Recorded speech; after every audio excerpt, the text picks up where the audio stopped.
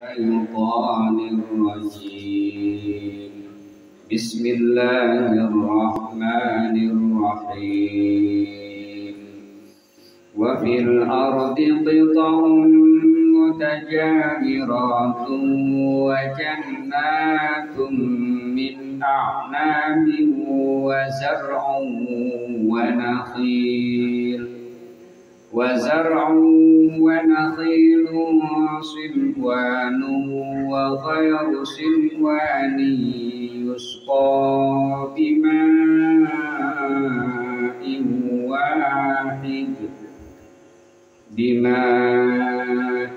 واحد ونفضل بعضها على بعض في الأكل إن في ذلك لآيات لقوم يعقلون. A'udzu billahi minasyaitonir rajim. Dengan aku berlindung kepada Allah dari godaan setan yang terkutuk. Bismillahirrahmanirrahim. Dengan menyebut nama Allah yang Maha Pengasih dan Maha Penyayang.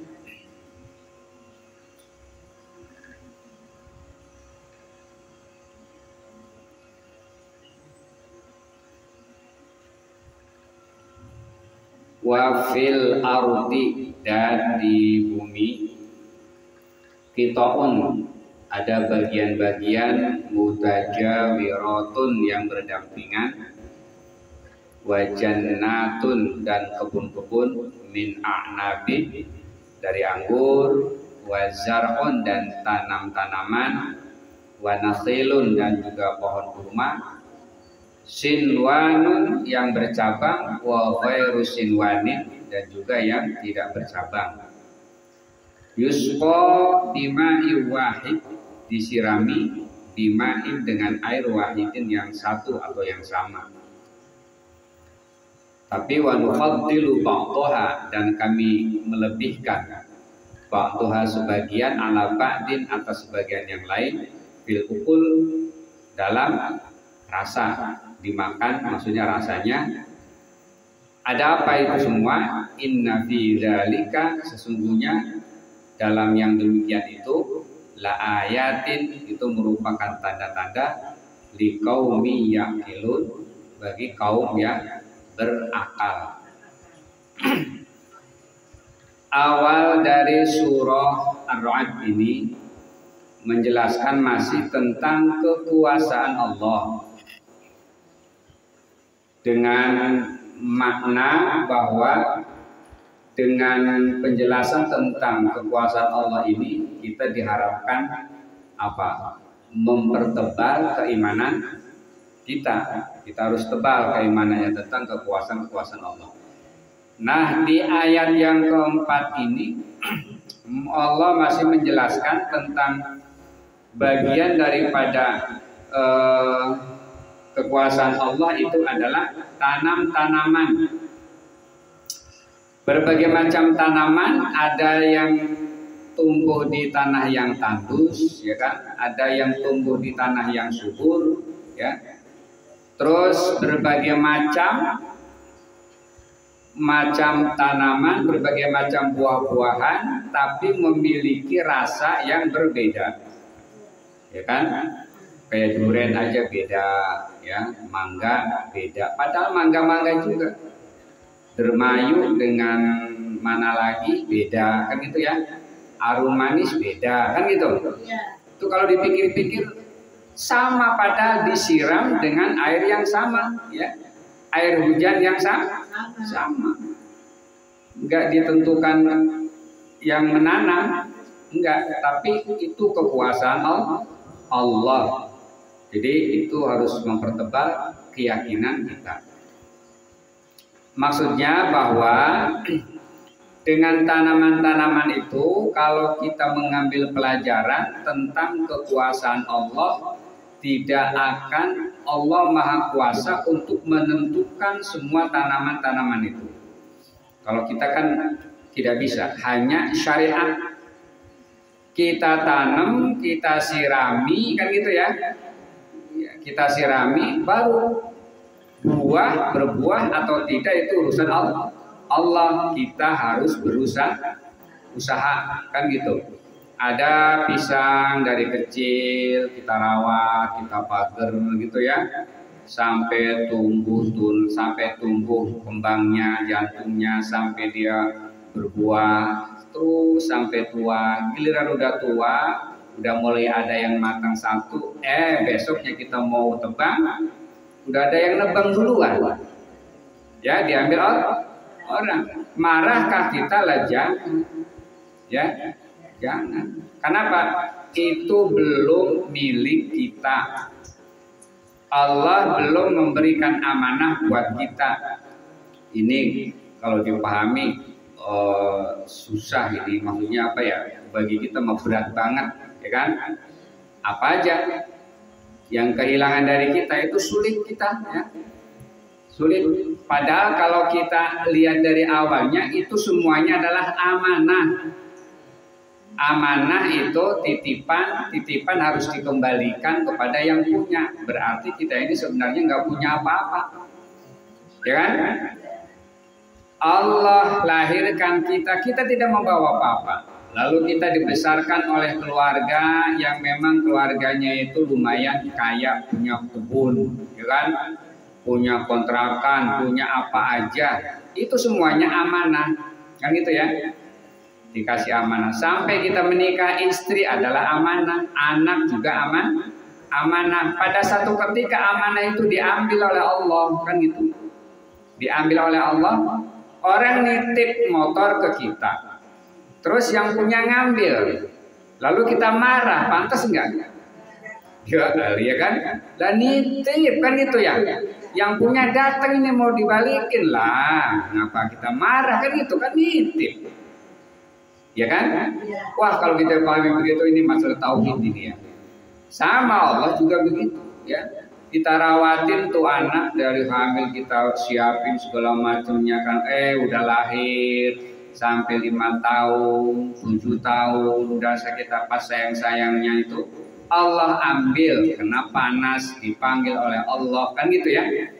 Mestinya kita ikhlas, ini adalah diambil oleh Allah. Kan amanah itu. Ya, amanah. Tetapi awas, kita harus tetap syariat. Harus tetap syariat, usahakan dengan maksimal. Dengan istri juga sama. Yang namanya berantem sama istri itu biasa, ya. Nggak ada rumah tangga yang lurus saja, ya kan? Nggak ada masalah, kan gitu ya? Nggak ada. Nah, yang harus kita lakukan adalah kita menjaga amanah itu dengan istri itu, kan gitu ya, dengan baik. Kalau yang satu lagi panas, kita harus adem, kan gitu ya. Harus diimbang, ya. Jangan panas dua-duanya. Kalau panas dua-duanya, ujungnya kan meledak, ya. Meledak ujung-ujungnya apa? Talak, kan gitu. Nah, ini jangan sampai terjadi. Jadi harus ngimbangin, harus ada yang ngalah. Gitu. Walaupun itu amanah, jangan sampai mentah-mentah amanah. Mungkin ini amanah jodoh kita sampai di sini kali, gampang bener kan gitu ya, nggak ada usaha. Nah, itu apa caranya dalam Al-Quran dijelaskan? Kirim utusan dari pihak perempuan, utusan dari pihak laki-laki, hakamam min ahlihi wa hakamam min ahliha. Kalau nggak bisa selesai berdua, masalahnya tidak bisa diselesaikan, saling ngotot, ya. Panggil tuh hakim atau utusan dari pihak perempuan, utusan dari pihak laki-laki, kompromikan di situ, maunya apa, kan gitu. Ya, walaupun halal, tapi itu kan dibenci oleh Nabi, jangan sampai terjadi. Termasuk anak, termasuk kesehatan, ini amanah semua, ya. Allah kasih kita badannya kuat sehat, ya. Giginya masih utuh, semuanya masih enak, makan apa aja masih masuk, kan gitu ya. Nah, kalau model-model kita yang udah tua kan bingung, ya. Makan yang keras, kacang, ya. Joplak sana, joplak sini, ya kan. Kagak halus-halus itu, ya kan. Iya, susah. Rengginang, ya kan gitu. Itu apa? Diambil satu-satu. Amanahnya diambil. Nah, kalau kita yang beriman kepada Allah, paham, ya kan? Karena kita menggunakan akalnya ya Allah, mulai diambil dan diamanah ya kan itu ya. Mudah-mudahan yang sudah diambil itu semuanya jadi pahala kan begitu. Asal dengan sabar. Kalau yang sabar selama diambil, diuji oleh Allah, setiap gerak-geriknya itu dicatat oleh Allah sebagai ibadah. Sebagai ibadah, dicatat semuanya. Asal jangan keluar kata-kata yang yang membuat kita marah gitu ya, putus asa kepada Allah. Itu tidak boleh. Nah ini kita belum tentu kuat ini ngomong doang ya kan ya. Iya. Kita punya rumah tangga masing-masing kan. Kadang-kadang begitu kalau keceplosan kan itu ya marah. Tapi bagi yang pernah dengar, pernah ngaji kan tahu tuh ya. Astagfirullah. Ini ya yang memang sudah dijelaskan. Tuh. Jadi sekali lagi bahwa keajaiban yang ada di pohon itu merupakan keajaiban kekuasaan Allah yang maksudnya adalah mempertebal keimanan kita. Jadi bagi kita yang memang sudah beriman kepada Allah ya itu harus paham bahwa semua itu merupakan kekuasaan Allah. Oke, lanjut. Wa in ta'jab fa'ajabun qawluhum a idza kunna turaban a inna lafi khalqin jadid ulaika alladziina kafaru bi rabbihim wa ulaikal aghlalu fi a'naqihim ulaika wa in ta'jab dan jika kamu heran fa'ajabun maka yang mengherankan itu adalah qauluhum ucapan atau perkataan mereka. Apa kata mereka? Aidza kunna turaban, apabila kita semua ini tanah. Apakah apabila kita semua ini jadi tanah? Inna, apakah sesungguhnya kami ini lafi khalqin jadid, sungguh dalam makhluk ciptaannya yang baru. Ulaikal ladzina kafaru, mereka itulah orang-orang yang kafir, yang ingkar bi rabbihim, kepada Tuhan mereka. Oke. Keraguan kita ini sebenarnya nanti saat dibangkitkan dari kubur itu, apakah memang kita yang sekarang ini ya kan, atau memang ciptaan yang baru bukan kita lagi, kan gitu.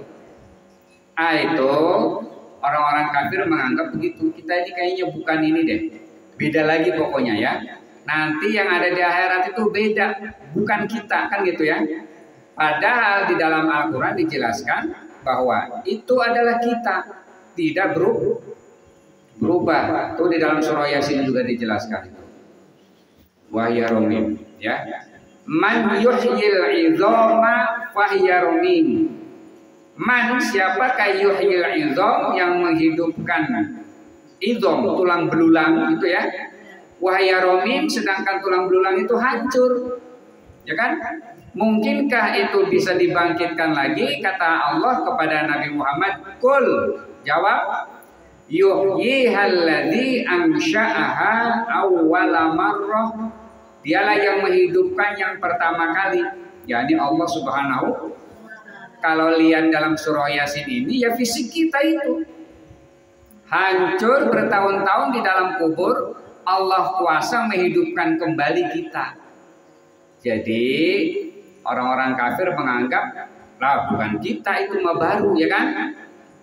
Di dalam surah Yasin dijelaskan kita tulang belulang yang sudah hancur masih bisa dihidupkan kembali. Tuh, jadi cuma jangan dipahami bahwa kehidupan kita, fisik kita, kalau nanti di dalam surga seperti ini, yang kita penilaiannya ada yang cakep, ada yang ganteng gitu ya. Di dalam surga semuanya ganteng, semuanya cantik, tidak ada orang yang menurut kita kurang, nggak ada kekurangannya. Kalau kita kan ada kekurangannya nih, ya. Ada badannya putih, licin, tapi hidungnya pesek, kan gitu ya? Macam-macam. Ada cakep, ya kan? Hidungnya mancung, tapi fisiknya dia misalnya kerdil, pendek, gitu kan? Kita kan maunya pas, ya kan? Maunya kita badan tinggi, tinggi, putih, kan gitu ya? Bila perlu matanya. Oh ya kan, semua maunya kan begitu. Iya, habis kita kan nggak pernah pesen, ya kan? Emang ada yang pesen kan gitu ya. Kalau ya Allah saya minta hidungnya yang mancung, ya kan gitu. Kagak. Kita nih dilahirkan, kita ini kan dari Allah ini ada yang memang kita pilih, ada yang memang kita nggak pilih. Kekuasaan Allah. Apa yang tidak bisa dipilih? Ya kita dilahirkan dari siapa? Kita kebetulan dilahirkan dari seorang ibu yang sukunya Jawa, kan gitu ya. Kita dilahirkan dari seorang ibu yang sukunya Betawi, kan gitu. Dilahirkan dari rahim orang Cina, dilahirkan dari orang Eropa, kan itu masing-masing. Dan itu kita nggak pernah minta, nggak pernah pesen. Karena itu, karena kita nggak pesen, kita nggak minta, Allah kasih begini. Kalau ada orang yang kekurangan, ini kurang itu kita tidak boleh menghina, kan gitu ya. Karena ada orang nggak mau ngomong gitu ya. Itu orang ya hitam banget, kan gitu ya. Ini ada aja tuh orang kadang-kadang begitu ya. Nggak ngomong kadang-kadang dalam hatinya begitu ya. Ya Allah tuh orang kan itu. Mending ini kadang-kadang keceplosan mulutnya itu ya kan sama temennya. Lihat tuh. Itu orang kok begitu amat mukanya ya. Nah, itu enggak boleh. Kan enggak pesen. Ya. Allah kita enggak pesen, itu udah ciptaan Allah. Kalau kita misalnya menghina sama makhluk Allah yang diberikan kekurangan ya, yang kurang lengkap, maka artinya kita menghina penciptanya Allah Subhanahu wa ta'ala.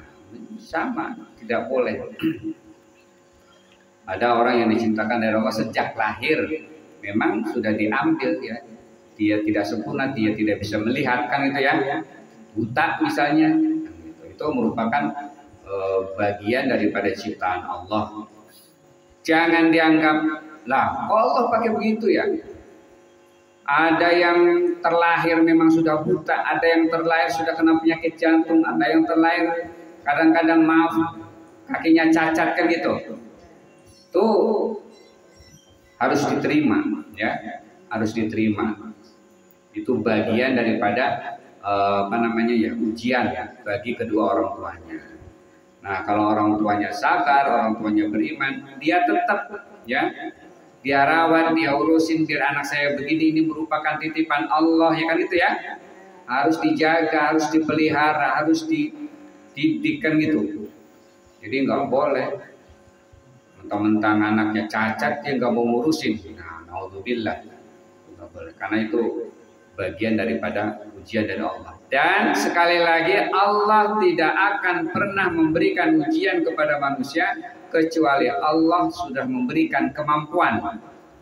Kita baca tiap hari itu, la yukallifullahu nafsan illa wus'aha. Allah tidak akan pernah membebani kepada manusia itu kecuali sesuai dengan kemampuan. Ya. Kadang-kadang kalau ada orang sakit ngeluh, ya Allah, gua udah kagak kuat, jadi kan gitu ya. Salah.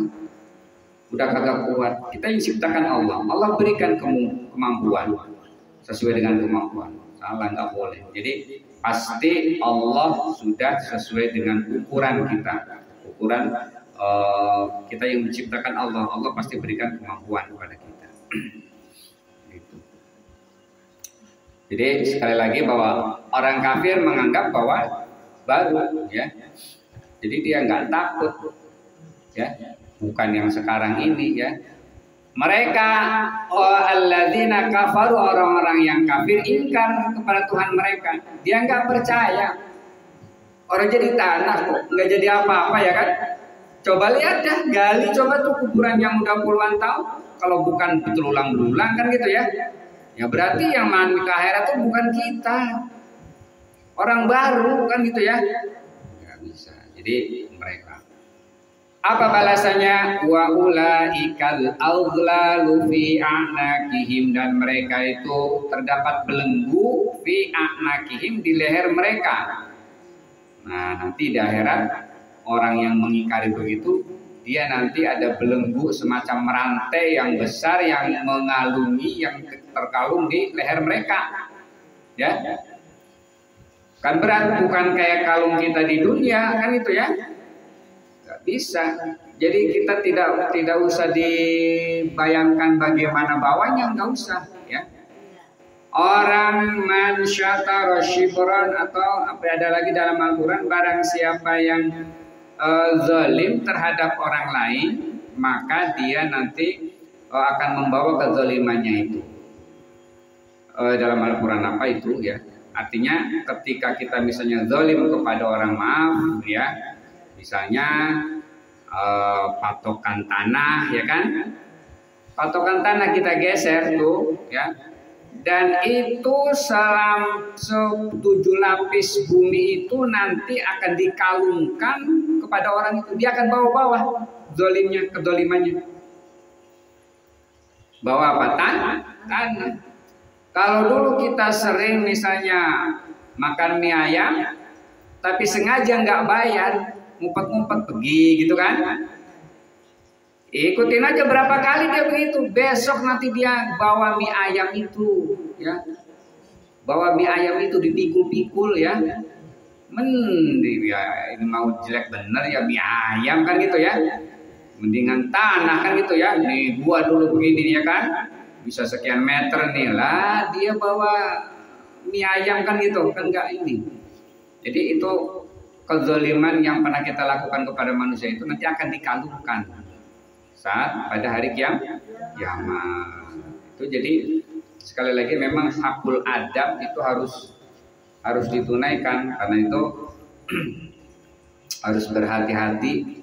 Makanya kata Nabi sering Nabi pernah di Masjid Nabawi berbicara di depan sahabat, siapa yang pernah dipukul, siapa yang pernah ada, tapi ketika dia siapa yang pernah diutang gitu kan, maka itu ada yang nyaut dan itu harus ditunaikan, dilunasi. Tuh, jadi memang kalau bisa memang ada catatan kita ya, ditaruh di mana biar nanti saat misalnya kita meninggal itu dibaca oleh anaknya. Ada wasiat kan gitu ya, tolong sama si ini warung ini warung ini terus. Nah itu nanti dibayar ya sama ahli warisnya ya. Jangan mau tanahnya doang, kontrakannya doang, rumahnya doang ya kan, utangnya kagak dibayar. Bahkan kalau secara aturan ilmu waris itu nggak boleh dibagi sebelum selesai itu utang kepada Allah, utang kepada manusia. Apa utang kepada Allah? Nazar ya, apalagi zakat ya, nazar, zakat, apalagi kepada Allah, puasa ya, termasuk haji jika mampu, ini sesuai dengan pemerintah ya, bukan berarti dia punya duit cukup ongkos belum haji terus mati, wah bahaya ini ya kan, dia udah mampu nih pergi haji nih tapi dia belum haji dibayar, bukan, mampu sesuai dengan kondisi pemerintahan kan gitu ya. Kalau sekarang kan pemerintahan kan begitu, daftar sekarang ini nunggunya hampir 20 tahun. Daftar haji sekarang nih tahun 2022 nih itu 22 tahunnya akan datang ya. Iya, nunggunya itu. Berarti gimana itu? Mampu apa belum? Ya belum. Karena aturannya begitu.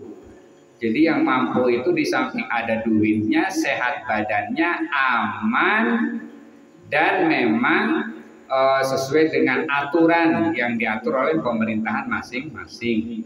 Nah, itu baru Tapi sekarang ya yang khusus di bawah 65 tahun, khusus buat setelah COVID aja ini. Nanti kalau sudah normal bener, insya Allah nanti yang umur 65 ke atas juga dipanggil ya. Untuk tahun ini aja nih di bawah 65 tahun.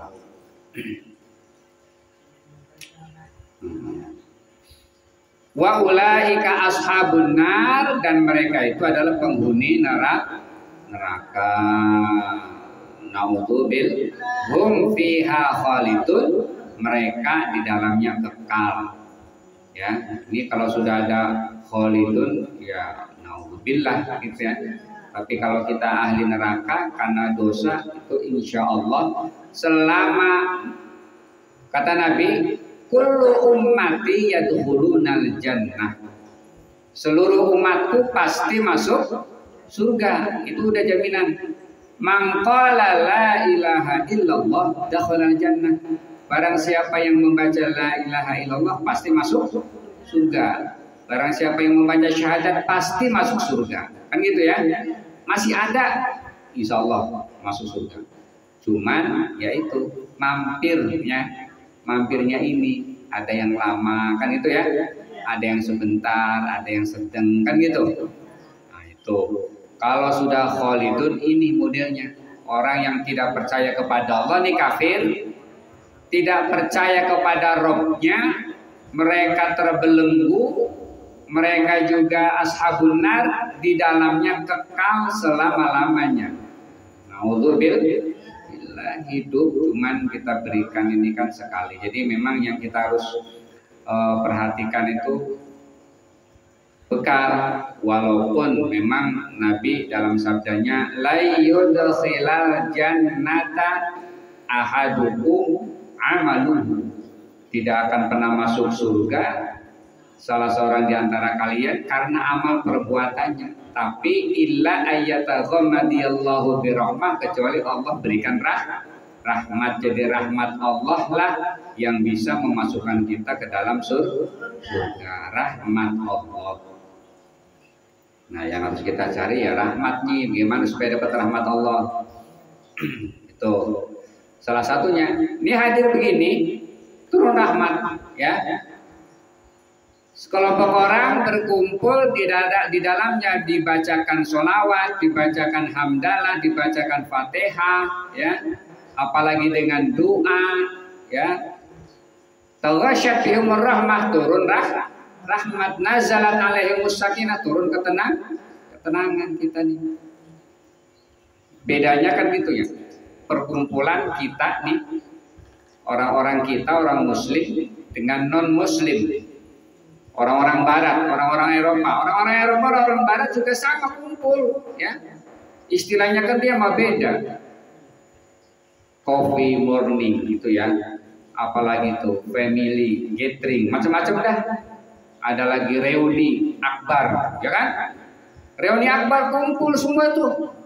Dari alumni sekian sampai sekian, kumpulnya di dalam itu cuman ketemu, ngobrol, makan, minum, cerita kesuksesan, ya kan? Nggak ada itu bacaan sholawat, bacaan puji, bacaan apa-apa, nggak ada. Itu nggak ada rahmatullah. Nggak ada. Coba kita umat Islam. Apalagi di Betawi ya kan, arisan aja ya kan? Arisan ini ngumpul nih, bukan pengajian, arisan kumpul. Ada pembawa acaranya kan, diatur, baca fatihah, ya kan? Sama, semuanya jadi pahala, turun rahmat Allah. Acaranya bukan ini, arisan. Kita begitu, itulah bedanya, ya, perkumpulan yang mendapatkan rahmat dan perkumpulan yang tidak mendapatkan rahmat Allah. Ada lagi diantaranya yang mendatangkan rahmat itu, diantaranya adalah bacaan Al-Quran. Wa idza quri'al Qur'anu fastami'u lahu wa amsitu la'allakum turhamun. Wa idza quri'al Qur'anu, dan jika dibacakan Al-Quran, fastami'u, dengerin, wa ansitu, perhatikan makharijnya, panjang pendeknya, ya, asal hurufnya. Fastami'u wa ansitu, apa balasannya? La'allakum turhamun, agar kalian semua mendapatkan rahmat. Ini mak kadang-kadang begitu. Ada orang baca Al-Quran, speaker diomelin, ya kan? Baca Quran diomelin, malah dibatasin, nggak boleh kenceng-kenceng baca Al-Quran. Panas mungkin dia mendengarnya kan gitu ya. Panas. Tapi sih memang kita sebaliknya, bagi yang paham nih, kita dengerin baca Al-Qurannya bacanya berantakan, memang kita ini kagak enak ya. Jadi kayak perasaannya gimana ya? Udah tajwidnya, panjang pendeknya berantakan, kita memang dengerinnya susah. Kita jadi makmum nih, imamnya bacanya kurang beres, kita baca Fatihah juga lupa. Bisa nggak baca itu ya kan? Nah, makanya teknisnya orang jadi imam itu kan ada persyaratan-persyaratannya kan itu. Kecuali nggak ada lagi dah kan gitu ya. Kecuali nggak ada lagi. Jadi bacaan Al-Quran juga yang benar kan gitu ya. Nah, kalau memang yang belum benar nggak usah pakai pengeras ya. Apa sama dapat pahala sama ya. Sama. Bahkan menjadi syafaat. Iqra'ul Quran, baca Al-Quran, fa innahu ya'ti yaumal qiyamah syafi'an, tuh. Memberikan syafaat li ashabi, kepada pembacanya. Orang yang baca Al-Quran itu bacaannya nanti memberikan syafaat. Apa syafaat? Pertolongan. Bisa memberikan pertolongan tuh. Banyak ya. Ada lagi yang bisa mendatangkan rahmat itu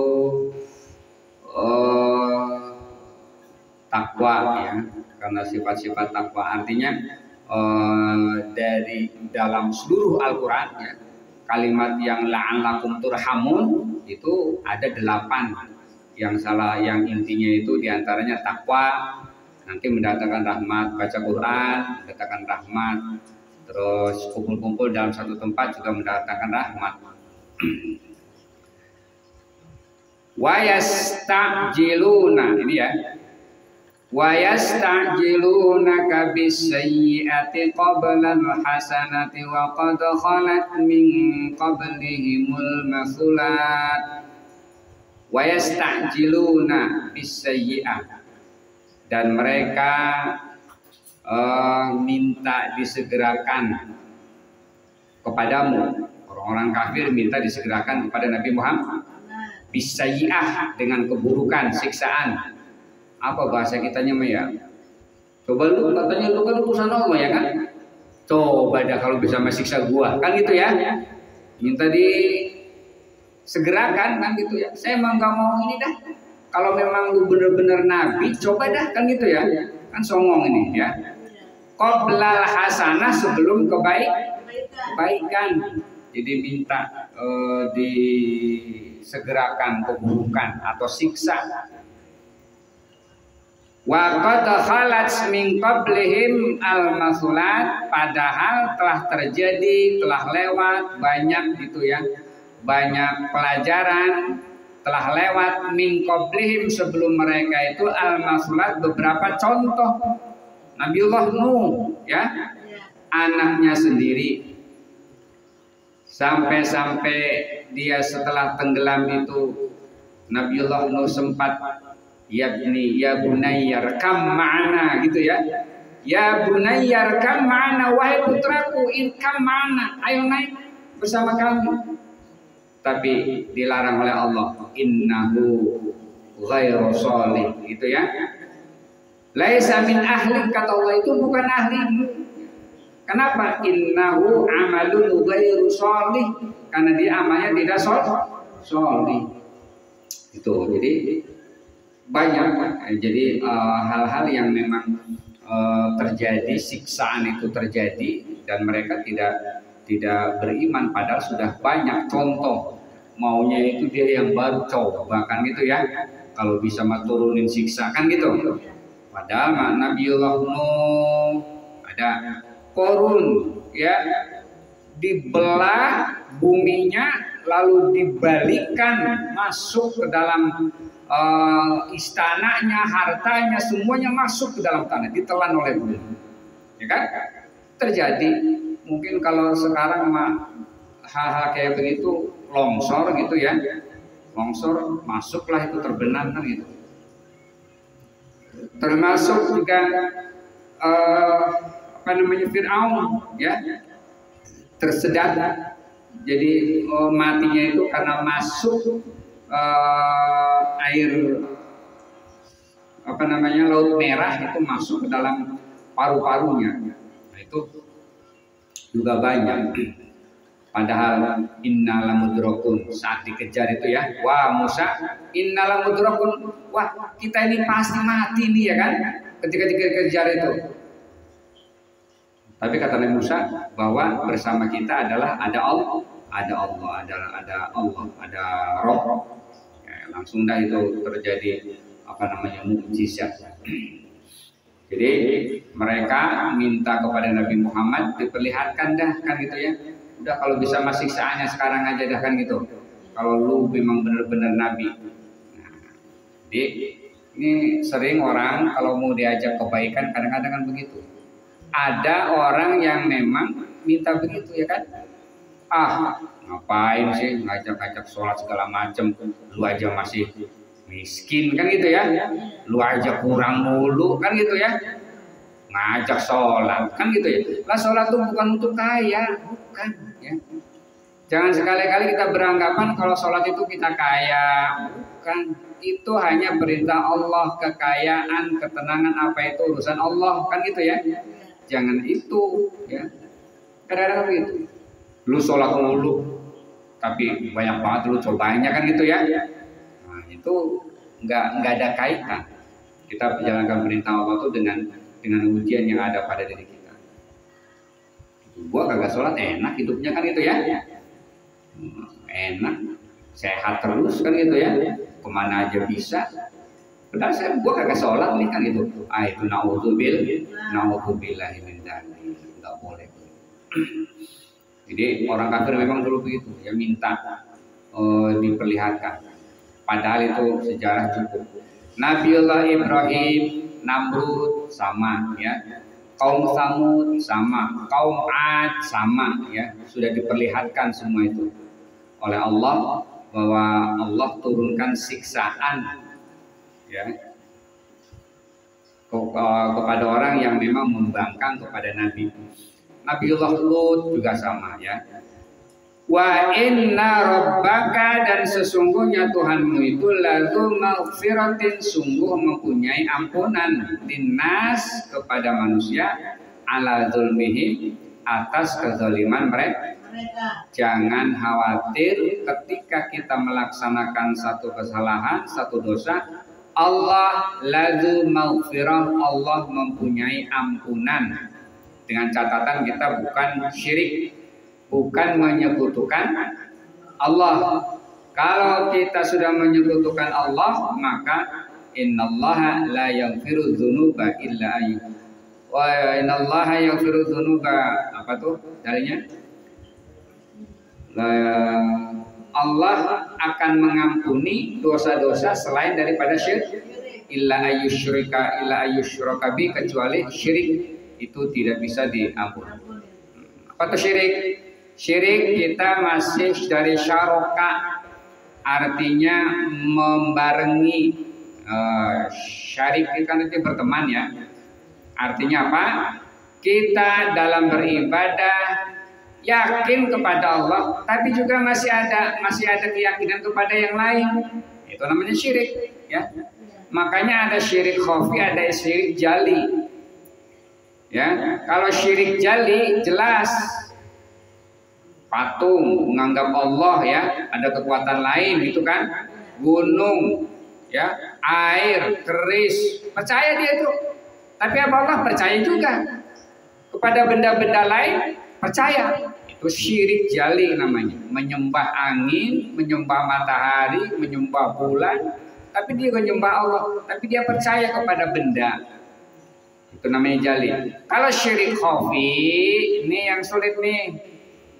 Syirik ringan, ya, syirik yang memang samar. Ini sebenarnya syirik apa bukan samar, tipis. Apa kata Imam Ghazali? Syirik khafi itu diantaranya adalah riya. Ya, riya kan begitu ya. Kita sholat, ya kan? Sama-sama ke musola, sama-sama bawa sejadah, sama-sama sholat sunnah. Nah, yang satu mah benar-benar dia makan mentang-mentang dia memang baru tahu ilmunya ya Allah. Dia hanya karena Allah patuh, ilmunya mah ya sederhana dah kan itu ya.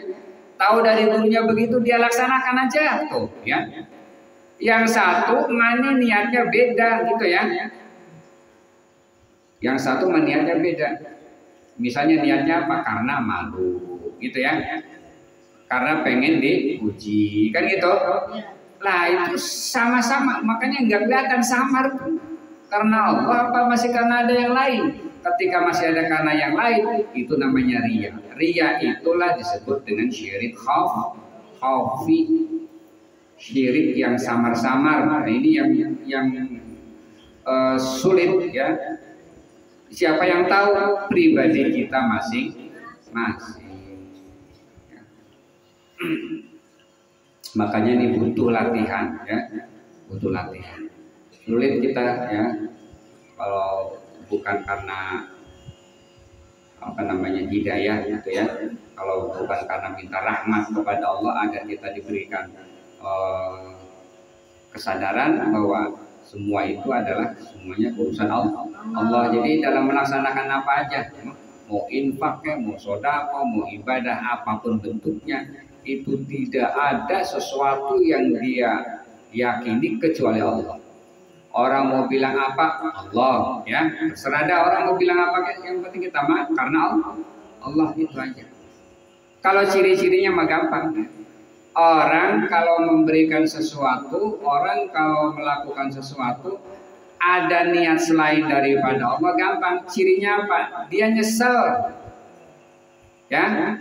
Kalau bahasa kitanya ada kecewa, ada nyesel, itu ada cirinya, berarti kita bukan karena Allah tuh. Gue nyesel deh kemarin nyumbang masjid ya kan? Ya, elah nyesel. Kenapa? Tahu kagak tahu catatannya di mana kan gitu ya? Gue nyesel dah, jangan situ dah kan gitu ya. Nah itu ada ciri, berarti masih ada karena yang lain kan gitu ya?